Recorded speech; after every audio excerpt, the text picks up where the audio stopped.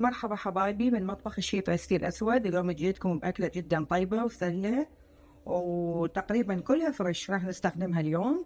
راح نسوي مرق البازاليا الفريش مع الدجاج الفريش بالطماطم الفريش والرز، وشوية عندنا هنا مكسرات وتوابل وبصل، وراح أبدي بشرح لكم بالتفصيل.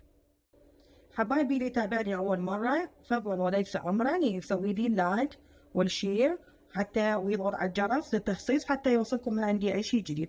حبايبي هاي البزاية مثل ما تشوفوها، هاي البزاية الفريش موجودة بالبازار بالسوق موجودة.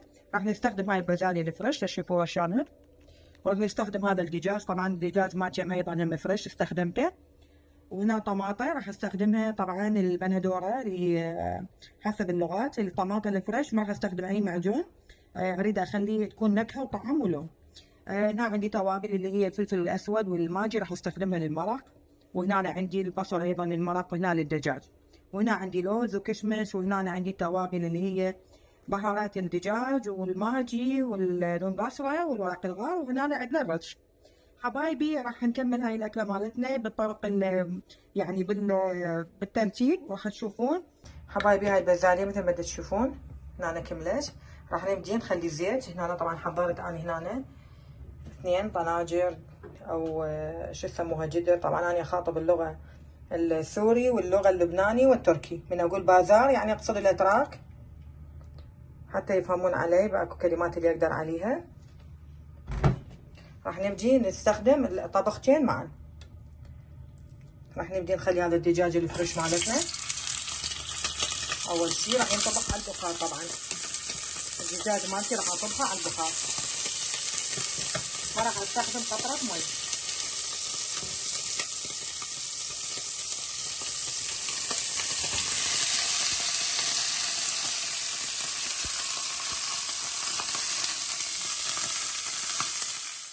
وراح اضيف حبايبي هاي القطع مال البصل والدجاج بهذا الشكل.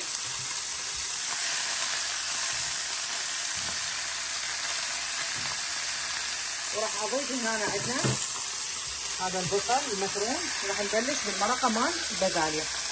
طبعا حبايبي يعني دا اصور وحدي، ما حدا يصور لي شويه. اعذروني يعني اذا كانت اللقطات يعني شويه مو يعني مختلفه، لان انا دا اصور لنفسي اليوم، ما عندي احد يصور لي حبايبي. حبايبي مثل ما تشوفون هنا بدت عندنا الدجاج يعني بدا يحمر عندي.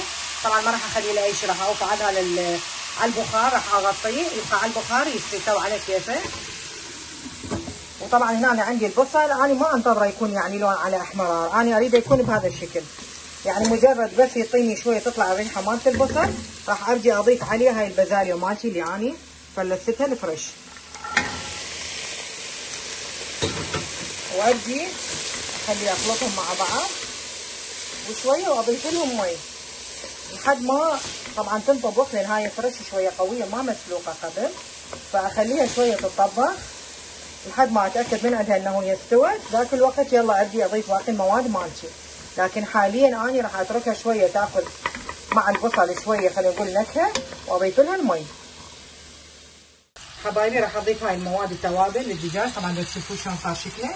راح اخليه على نار هادئه كلش، ابدا ما اعلي النار عليه لحد ما تطبخ عندي. طبعا هو راح يفرز مي الدجاج، وهو راح يطبخ نفسه بنفسه. اتركه هو يطلع من عنده مي ويبدي كل التوابل اللي يعني خليتها. تشوفون المي اللي طلع، راح يبدي على البخار ويطبخ. وهنا البازاليا يعني ضفت لها المي، راح انتظرها تفور وتستوي وارجع اكمل وياكم باقي المواد اللي اضيفها. حبايبي مثل ما تشوفون هاي البازاليا مالتنا استوت، شوفوها حارة كلش. طبعا شوفوا استوت هاي البازاليا مالتي. هسه راح ابدي حبايبي اضيف التوابل مالتي اللي انا مقررتها، اللي هي الفلفل الاسود وماجي الدجاج. وراح ابدي اضيف عصير الطماطة اللي اني جهزته. طبعا حبايبي عصير الطماطة خلي اقول لكم على فد شغله، انه اني احب يعني صراحه ما احب يعني اصفيها جدا يعني بمصفي كلش ناعم، احب اخلي هاي البذور مال الطماطه. ما اعرف انا احب هيك شيء، انتم اذا تحب يعني ما تحبون هذا الشيء تقدرون تصفوها يعني بمصفي جدا ناعم تتخلصون من هاي البذور. انا احبها هاي البذور مال الطماطه، انا احب جدا يكون شكلها موجود واحب طعمها، احس نفسي دا اكل فشي فريش يعني. وهذا الدجاج مالتنا اللي على البخار تشوفوه حبايبي ما في قطره مي، ما خليت له اني، هو اللي يطبخ نفسه بنفسه. تشوفون وضعيته شلون، هو اللي يطبخ نفسه بنفسه حبايبي. راح ابدي اشوف لكم اياه شلون بدا انه يستوي. مثل ما قلت لكم انا دا اصور وحدي.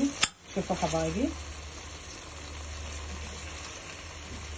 بدت اللحمه مالتنا، هو الدجاج بسرعه يستوي، لكن هذا بما انه شويه فريش ياخذ وقت، فراح نعوفه هماتين على البخار بعد لحد ما يطبخ، لحد ما يخلص المي مالته. من يخلص المي ينشف ابدي اقليه باول زيت اللي انا ضفته اول مره، راح ينشف يرجع لي الزيت اللي انا اول مره خليته، وراح ابدي اني اقلب بيه لحد ما يتقلى من نفس يعني من نفس مكوناته. ولا حد يقول لي هذا الفيديو مطول، لان هسه بشروط اليوتيوب لازم احنا نحكي هوايه اكثر من 10 دقائق. يلا يبدي مالتنا الحلقه تنقبل وتتوثق. وهنا خلينا مي حبايبي، اخذت هنا قطعه من الزبد ذوبتها، راح اضيف لها هذا اللوز. اخليه شويه يتحمر واضيف له الكشمش.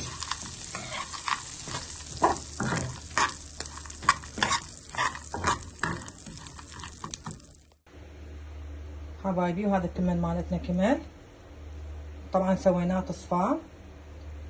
راح نبجي نضيف له الزيت.